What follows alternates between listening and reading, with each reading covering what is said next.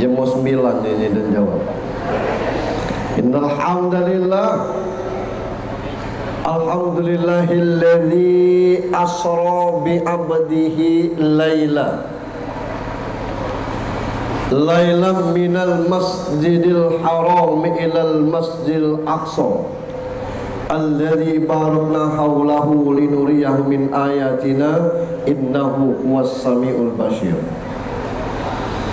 Ashhadu an la ilaha illallah wahdahu la syarikalah wa ashhadu anna Muhammadan abduhu wa rasuluh wa la nabiyya ba'd. Allahumma salli wa sallim wa barik ala sayyidina Muhammad ibni Abdillah wa ala alihi wa sahbihi wa mawwala. Qala Allah ta'ala fi kitabihil karim, a'udzu billahi minasy syaithanir rajim, bismillahirrahmanirrahim. Yarfa'illahu alladhina amanu minkum walladhina utul ilma darajat. Wa qala an-nabi sallallahu alaihi wasallam, man aradat dunya fa alaihi bil ilmi wa man aradal akhirah fa alaihi bil ilmi wa man aradahuma fa alaihi bil ilmi. Sadaqallahu azim wa sadaqar rasul karim. Bapak Bupati Kabupaten Suma pagi ini diwakili oleh Bapak Asisten 1 yang kita hormati dan dirahmati Allah, Bunda PAUD Kabupaten Suma sekaligus Ketua Tim Penggerak PKK. Luar biasa ibu-ibu nih. Bunda PAUD ada, Pak Ndanya dah. Ngapa PAUD diganti dengan TK? Karena TK tidak ada bundanya. Ini maka Bunda PAUD. Bapak Kepala Dinas Diknas Kabupaten Seluma, pemilik hajat yang kita hormati, wabil khusus Kepala UPTD Kecamatan Sukaraja, Air Priukan dan Lubuk Sandi wilayahnya. Bapak Camat Kecamatan Sukaraja, tuan rumah Kapolsek Sukaraja yang kita hormati, Kepala KUA Sukaraja yang kami hormati, para kepala sekolah SMP, SD dan para kepala PAUD sewilayah UPTD Lubuk Sandi, Air Priukan dan Sukaraja yang kita hormati. Bapak Ibu hadirin sekalian yang dirahmati Allah Subhanahu wa taala. Ada teman kuliah saya di antara Bapak Ibu itu, guru SMP 7 Seluma, Bapak Lukman Sahri. Ya, kawan kuliah saya yang ngantar saya ngapel dulu beliau. Bapak Ibu, di tengah-tengah kita ada mahasiswa luar biasa dari Universitas UIN Jakarta ya, yang sudah mengabdi di Seluma Lakeruan dengan bahasa Seluma. Alhamdulillah. Apa baik yang dikasih makan kecuali gegal, tahu kan? Nah, katalah paham galau. Ya. Apa saja yang dikasih makan kecuali gegal. Nah, itu jangan. Bapak Ibu yang berbahagia,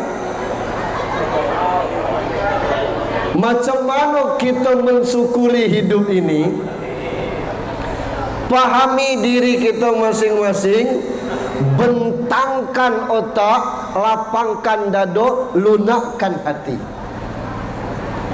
Di antara kita ni Masya Allah, ada yang bininya guru, suaminya guru.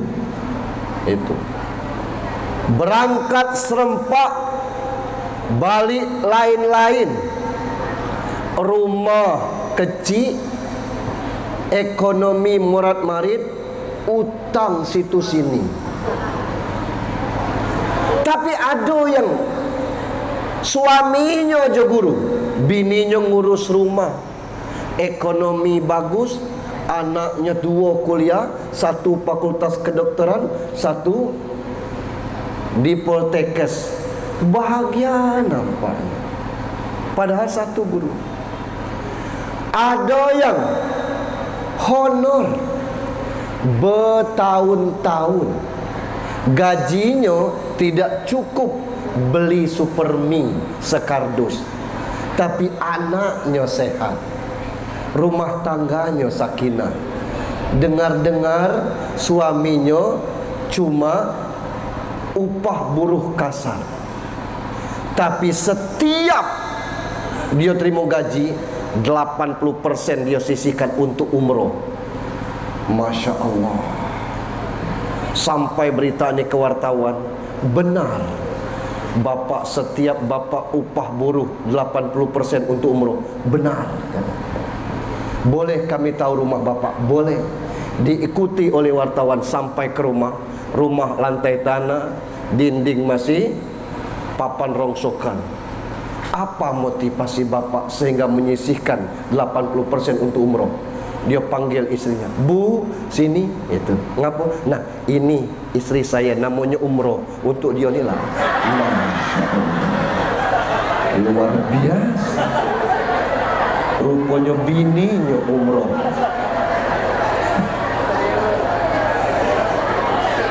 Maka jangan otak kita cuma terpaut di gaji. Rezeki itu bukan gaji. Buktinya orang honor bertahun-tahun yang kadang-kadang itu tidak mencapai UMR, tapi dia bahagia. Tidak ada kurang gizi buruk, anaknya sehat walafiat. Itu. Tapi seperti yang saya katakan, suaminya guru lalu lulus sertifikasi, bininya guru lalu lulus sertifikasi, ngapo gaji kurang? Anak luak jabalan. Kuncinya pendekatan kepada Allah Subhanahu wa ta'ala. Perbaiki solatmu, aku perbaiki hidupmu. Itu janji Allah, bukan janji politik. Kalau janji Allah, insyaallah serius. Kita ni kadang-kadang jadi guru tu berat, digugu dan ditiru. Saya seperti kata protokol, ngajar di min. Idak cium tangan, kita nak ngajari. Cium tangan, ngijang sini bekas ingut. Nah, anak kelas 1 lebih kumal dari rubuk resam. Ya Allah. Pindah ngajar ke Manduo. Program saya tiap pagi di Manduo tu duha.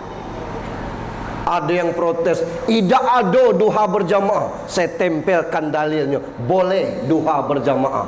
Terdiam. Sama-sama guru tu lah yang protes itu. Sego pak. Sekali duha tu 60 tino tidak sembahyang, 75. Giliran saya piket, kamu ngapo tidak solat?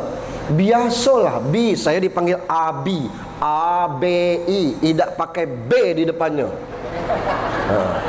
Abi. Tahulah bi betino, okey. Di meja Abi ada tisu. Bawa kotaknya sini.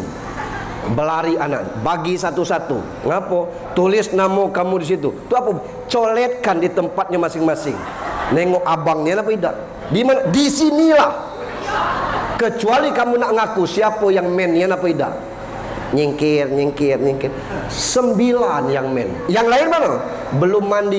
Sekap ini kamu nak sekolah tidak mandi? Bukan, lu mandi wajib. Mandi udim. Okey, besok saya tengok catatan nama kamu. Masih tak kamu belum mandi? Janji. Kesegonya dari orang 75, 9 yang berdinis. Yang lain tu tidak. Sego ngajak solat ini. Itu.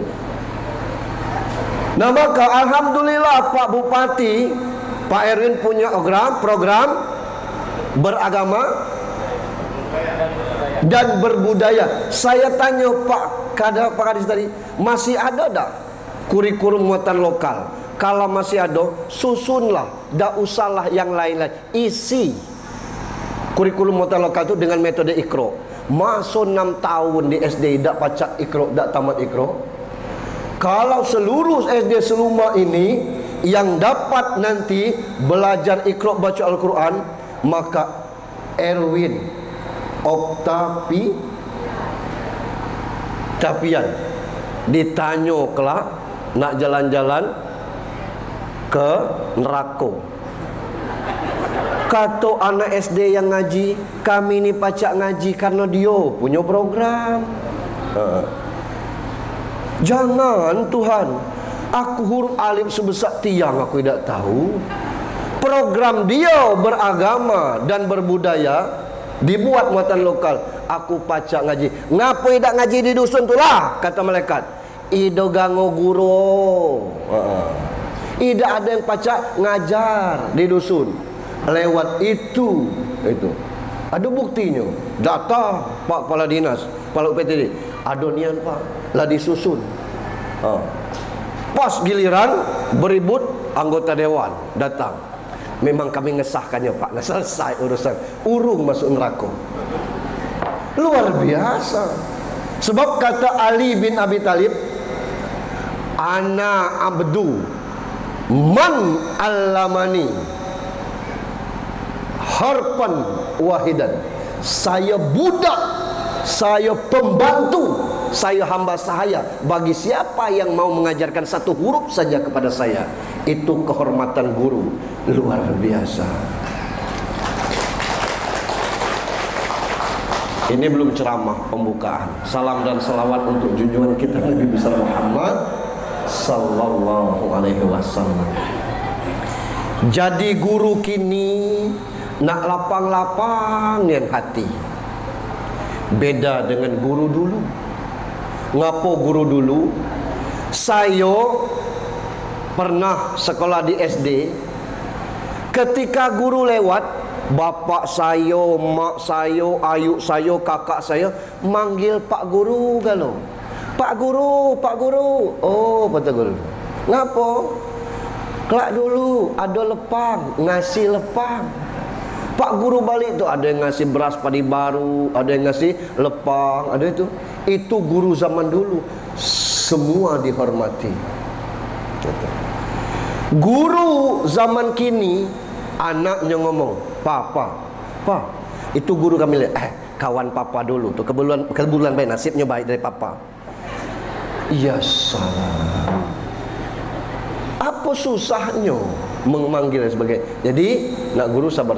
Makanya mohon maaf, keberkahan ilmu guru-guru dahulu tu bukan karena gurunya saja, tapi dibarengi oleh anaknya. Maaf saya kisah, wallahu a'lam kisah ini benar atau tidak. Bengkulu ini dulu daerah yang amat sangat tertinggal. Nah, orang-orang yang main maju, yang kaya, dia sekolah ke Jawa. Maju di situ, tidak perlu ndak balik ke Bengkulu lagi. Dia lebih betah di situ. Balik ke Bengkulu, tidak ada loka. Itu. Akhirnya dia di situ. Nengok model itu, Jawa makin padat, luar Jawa masih banyak kosong. Presiden Soeharto waktu itu bikin program namanya transmigrasi. Ada program namanya TKS. Mungkin Pak Alimin masih ingat TKS itu ya. Tenaga kerja sukarela dulu. Ada bidang kesehatan, ada bidang pendidikan, ada bidang pertanian. Satu dusun satu TKS. Nah, salah satu di bidang pendidikan itu, mohon maaf, namanya Pak Paijo. Dikirim dari Jawa Pak Paijo ini suruh ngajar. Guru zaman dahulu tidak ngijo gaji, tapi pengabdian luar biasa. Dan murid zaman dahulu sangat hormat kepada guru. Kita dulu menganggap guru tu pacak galuh. Samalah Pak Paijo. Sehari dia masuk, ada muridnya nangis. Kenapa? Kata Pak Paijo. Anak anjing aku demam, katanya. minta tolong ke Pak Guru tu lah ngubatinya. Dalam hati Pak Paijo aku ni bukan menteri hewan, tapi dia bujuk, kita belajar dulu, habis belajar nanti kita tengok anak anjingnya ya. Ya senang anak tu, balik ngajar diajak. Sampai ke rumah anak tu ada anak anjing di situ megu. Megu tu artinya megu, maksudnya ya megu. Batin Pak Paijo nak diapakah ini? Supaya anaknya terhibur dan dia belum tahu bahasa Bengkulu, orang Bengkulu belum tahu, orang dusun belum tahu bahasa Jawa, dipecinya pakai bahasa Jawa. Dikira anak tu mantra. Taruhnya tangannya di pucuk kepala anjing tu tapi tidak kena. Dibacanya, hai asu asu, nek kowe arep waras waras, nek kowe arep modar modar. Bangun anak anjing ni, nasihat katanya. Anak ni tadi cerdas, dia rekam ucap itu, hai asu asu, nek kowe arep waras waras, nek kowe arep modar modar.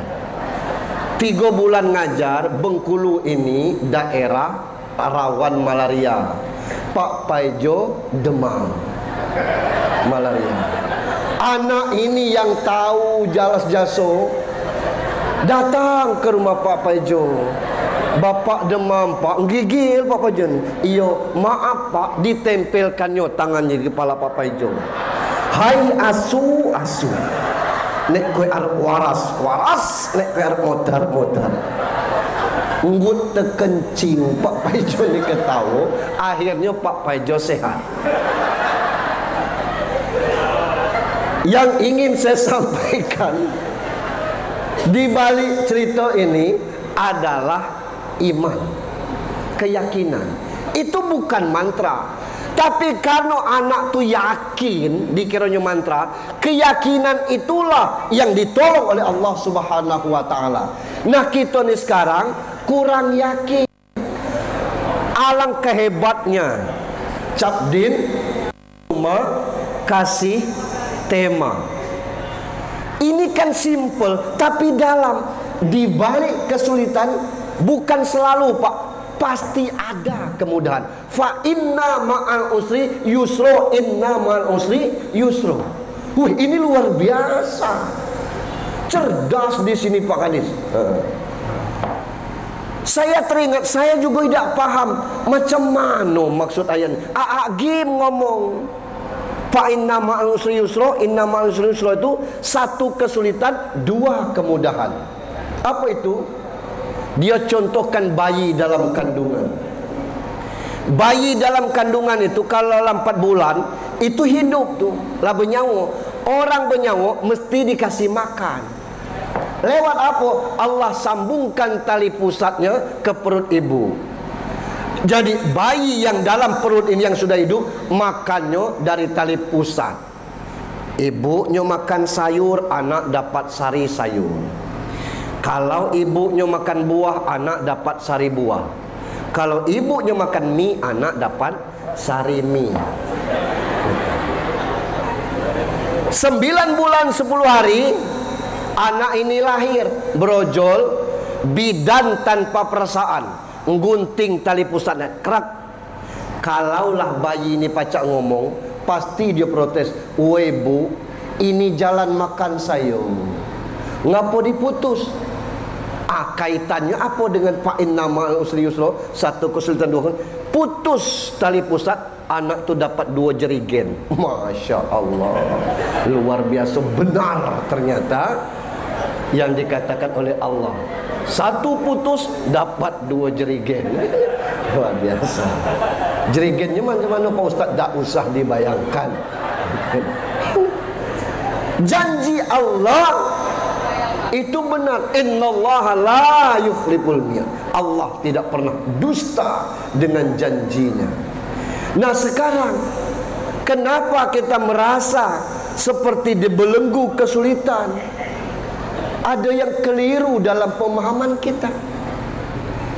Ada yang salah. Muhammad tidak pernah berpikir nak kemana kita ni Jibril. Nah, bahasa manaknya itu, bahasa ibu. Bupati itu. Tidak adanya protes. Ya kabani bertanya saja. Itu tidak ada. Ikut aja Muhammad itu. Ya kelamau berjalan di kelau. Kudai kata tidak ada dia tanya. Ikut aja dia. Nah ngapa? Hatinya lempeng, otaknya luas, pikirannya lurus. Nya kita nih jangan-jangan itu tuh.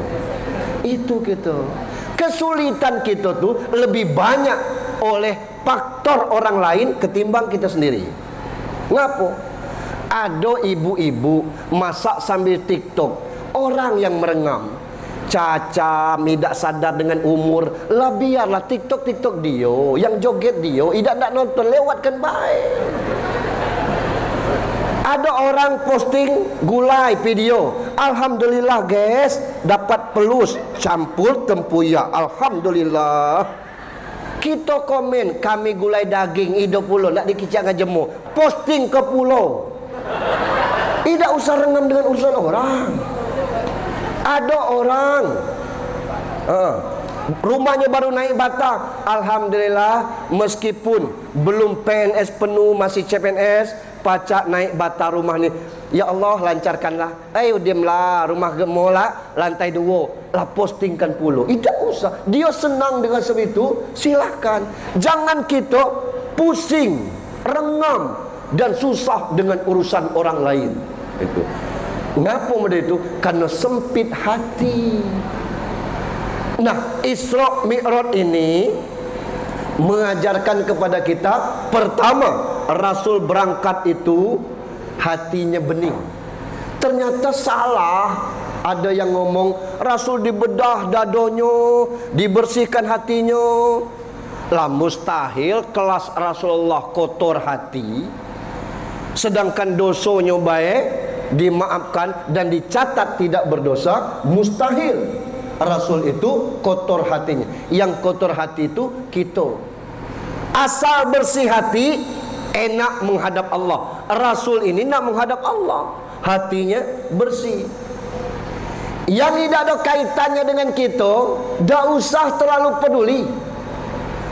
Rasul itu berangkat dari Haram ke Aqsa, itu dipantau-pantau. Muhammad singgah kudai. Dia mau nulia itu. Melintas lagi, dan alangkalap kabar, boleh aku ngikut? Dia. Yang ketiga nenek-nenek pakai lepis, mantau pulau. Muhammad agak kudai. Dia maju sampai di Aqsa, dia nanya, siapa ketiga tadi? Jibril. Untung kabaidun ulia. Itu akan menghancurkan umatmu. Yang dua tidak usah kita sebutkan, nanti kita dikatakan sarak lah. Yang ketiga, siapa nenek-nenek pakai celana lepis tu? Itu gambaran dunia.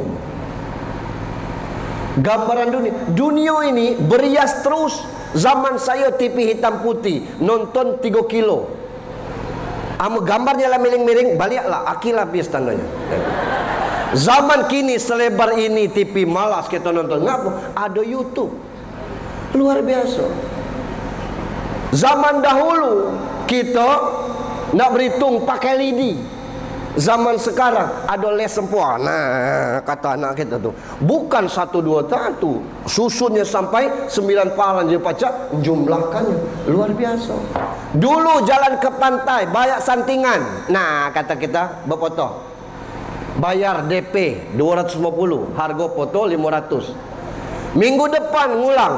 Nanya tukang foto, "Woi, maaf dek, mutung nyaring tu."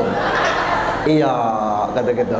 DP, ya udah salah, ngambil lagi. Berputus lagi, kata. Berputus lagi, santingan lah putus. Iya salah. Mak kini HP kita baca video luar biasa. Dunia ni berhias terus. Tapi ngapa kita sempit? Tapi ngapa kita merasa susah? Ada yang salah dalam kita. Apa itu? Dado kita ni, hati kita penuh dengan kekotoran. Andai saja apapun yang kita hadapi dengan kotor, itu akan susah. Tidak banyak orang seperti Pak Supratman. Yang banyak ini lu mano jarang lagi pensiun nih, lu mano mati kita. Lenak ngapo? Beliau belum waktunya minta pensiun dini. Perkara jadi atau kelak tidak, kita tidak tuh namanya berjuang. Ini nih belum pensiun. Lu mano? Litaknya can 2 tahun lagi pensiun anak nih. Anak lagi kecil. Ya ngapa lambat buah? Padahal sudah dijamin oleh. Jangan sempit hati ini. Semuanya sudah dalam jaminan Allah Subhanahu wa taala. Macam mana caranya? Perbaiki kualitas ibadah kita Allah. Kalau kita belajar dari Ramadan, Bapak Ibu ya Allah, bulan Ramadan alangkah disiplinnya kita. Ngapa? Antak berbuka tu setengah jam lagi lah di meja galau kita. Setengah jam lagi berbuka. Begitu radio ngaji, tangkai gelas lah di tangan. Sadaqallahul azim. Kau kata kita. Dung dung dung dung. Sambil minum sambil tulah macam dok. Padahal pecahkan dulu puasanya, baru baca Allah malakasum tu. Itu. Bukan Allah malakasum tu duluan. Pecahkan dulu puasanya, baru baca Allah malakasum tu. Saking disiplinnya kita, tempe selebar-lebar ini siang hari kita seorang, ngapo kita tidak nak makan? Kita tahu kita puasa, disiplin. Itu. Kapan tempe ini halal? Setelah maghrib. Tahu kita. Ada semangkok ngabang, cacam kata kita. Halal itu kapan? Setelah maghrib. Sabar baik. Buka kulkas, ada sirup ungkas di malam. Woi, kata kita. Ya Allah. Itu halal, tapi setelah maghrib. Istri kita masih muda, sah kita nakah. Halal kita pergauli, boleh setelah tarawih lah. Sabar. Setelah tarawih. Inilah ndak maghrib lah itu. Sabar. Disiplin maksud saya luar biasa. Bukan berbuku aja, bersahur pun model itu. Ada yang tidak paham imsak itu, karena memang salah sebenarnya. Cuman ini tidak baca kita kecil lagi. Imsak itu artinya menahan. Di Mekah, di Madinah, imsak itu azan. Yang di kita Malaysia, Singapura, Thailand, Brunei, Indonesia, itu imsak itu 10 menit sebelum azan. Arti imsak itu menahan. Betul yang orang Mekah tu asal azan berhenti makan minum. Nah yang kita imsak, dia makan nak minum, ngidupkan radio berbunyi. Inilah Radio Republik Indonesia program 1 Bengkulu di udara gelombang 92,5 MHz. Penyiaran dari sini Bung Junaidi Hamzah saat ini pukul 4:50 menit. 10 menit menjelang sahur untuk Anda. Imsak untuk Bengkulu dan sekitarnya. Dari belakang mikrofon siap, saya yang bertugas mengucapkan selamat berpuasa. Imsak untuk Bengkulu. Yang nak minum tadi urung la ilaha illallah. Padahal boleh minum. Saking disiplin maksud saya. Kenapa ini tidak terjadi di luar Ramadan? Solat tarawih itu sunat biasa. Tidak lebih besar pahalanya daripada solat sunat 2 rakaat sudah isya. 2 rakaat sudah isya, 2 rakaat sebelum subuh, 2 rakaat sudah zuhur, 2 rakaat sudah maghrib, 4 rakaat sebelum zuhur. Itu sunat muakkad. Lebih besar pahalanya daripada 8 rakaat solat tarawih. Tidak solat tarawih tidak apa-apa, pos. Tidak apa-apa. Cuman rugi baik tahun itu. Tapi kalau sholat sunat muakkad, setingkat di bawah wajib, setingkat di atas sunat. Jangan tinggalkan. Apalagi yang wajib. Kita membawa perut kenyang, sudah maghrib itu ke masjid, tahan 8 rakaat tambah 3 rakaat dengan itu. Tapi subuh kita tidak nampak, terbalik itu. Wajar. Kalau kesulitan kita tidak ada jalan keluarnya. Yang ditolong Allah itu wa may yattaqillah yaj'al lahu makhraja. Siapa yang bertakwa kepada Allah, Allah pasti carikan jalan keluar dari setiap masalah yang ada. Tidak usah kita pusing. Itu ada seperti kata Bunda Paut tadi, ngapo ida ndak menegerikan dia berusaha dari yayasan tulah. Kalau yayasan ini berhenti kelak, dianggap tidak ada pemasukan lagi, kan sempit mikir. Sumber rezeki kita tuh dari langit, dari bumi, dari kanan, dari depan. Itu syaratnya rajin berbuat baik, taat kepada Allah. Sebab janji Allah, man jaa bil hasanah falahu asru amsalihha. Satu kali berbuat kebaikan 10 kali lipat mendapat balasan. Kalau solat kita masih nak ditengul, kalau guru tidak solat, macam mana muridnya kelak? Ada satu cerita menarik tentang guru, kisah nyata ini. Ibu guru inilah pensiun. Di suatu pesta ketemu murid-muridnya SD dulu. Ibu guru, ya Allah, anak-anak ibu lah besar galau. Nya sekelas kan, nah itu kawan sekelasnya nikah. Ibu lah pensiun, lah lama ibu pensiun. Masih ingat dah bu, aku yang maling jam dulu. Maling jam kapan? Lah waktu dulu ibu ngeledak kelas, yang maling jam tu aku. Tidak ingat. Coba ibu tengok aku. Tidak ingat, kata ibu. Lah macam mana ibu yang nangkap dari kantong aku tidak ingat? Tidak ingat, kata. Tidak tahu ibu. Kok ibu tidak tahu? Rupanya ini guru yang luar biasa. Anak tu kehilangan jam dan yakin kawannya itu tidak berani, karena lanang tu tadi agak reman lah tu. Tahu lah tu. Kata ibu gurunya, okey, kita akan periksa. Sekarang berbaris menghadap dinding masing-masing. Bangku ditengahkan itu. Ikat matanya supaya tidak nampak. Tidak boleh ada yang tahu. Dan tidak boleh ada. Waktu murid-muridnya ngikat mata, ibu guru ni juga ngikat mata. Sekarang berputar ke kanan, ibu guru ni berputar ke kiri. Balik berputar ke kiri, ibu putar ke kanan. Itu. Setelah berputar nih, ibu guru ini meriksa kantong masing-masing.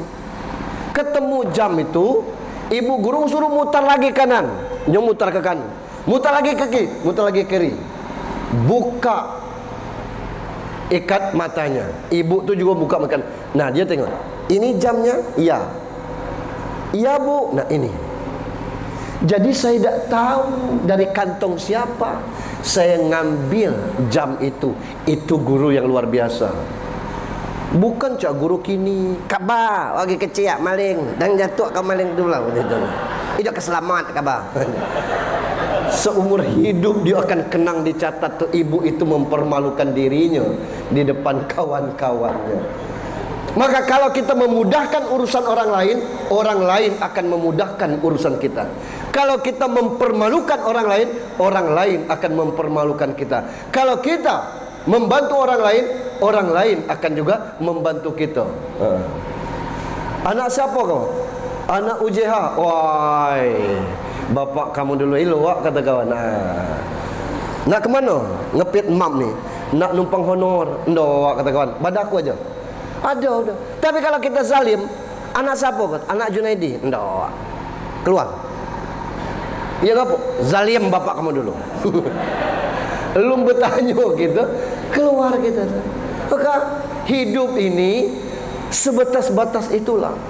Kita lah hancur dimakan tanah, cucung piut kita masih dikenang. Cucung siapa kamu? Cucung Junaidi. Hai, karut Datuk kamu dulu. Jahat.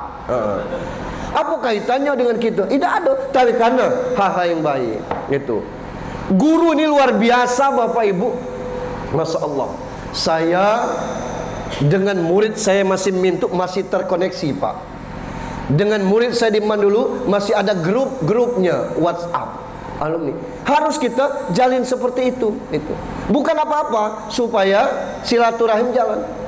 Masa-masa tua kita kelak, kita tidak tahu hidup ini.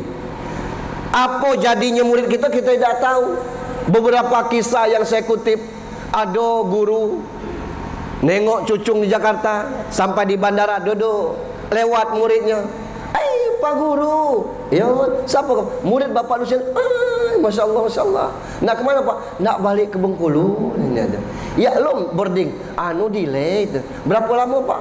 Ya katanya 2 jam lagi. Tunggu Pak, ya tunggu ya. Jangan kemana-mana Pak. Ya. Begitunya balik lagi bawa roti boy. Untuk apa ini? Untuk anak apa? Bukan. Untuk ibu di rumah. Titipan aku. Masya Allah.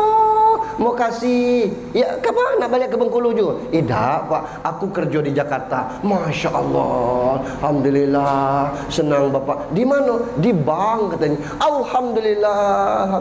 Bank mana? Bangunan. Masya Allah, luar biasa. Guru senang, anak tu mengabdi. Bisa jadi Pak, kita bermotor gedek-gedek tua, prit kata polisi. Berhenti Pak. SIM madau kata kita. Hilim madau. Nyapon spion nadau kalau. Apa lagi ini nih?